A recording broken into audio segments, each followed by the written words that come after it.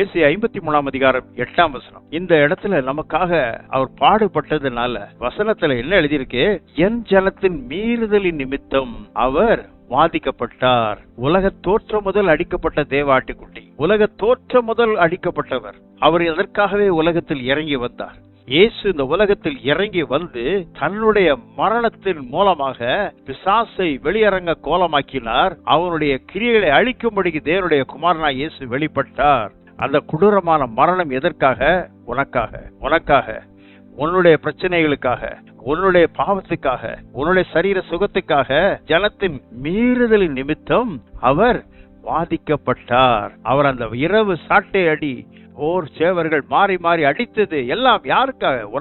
உனக்காக. நீ பட வேண்டிய பாடுகளை அவர் ஏற்றுக்கொண்டார். எதற்காக? உலகத்தில் அத்தனை பேர்களும், உலக தோற்றம் முதற்கொண்டு பாதிக்கப்பட்ட அத்தனை பேருக்காக தன்னுடைய ரத்தத்தை, பாடுகளை அவர் ஏற்றுக்கொண்டார். உன் பிரச்சனைகள் இன்று முடிவடைந்து விட்டது. காரணம், உன் பிரச்சனை கல்வாரி சிலுவையில் சுமந்து விட்டார். கர்த்தர் உன்னை ஆசீர்வதிப்பாராக. ஆமென்.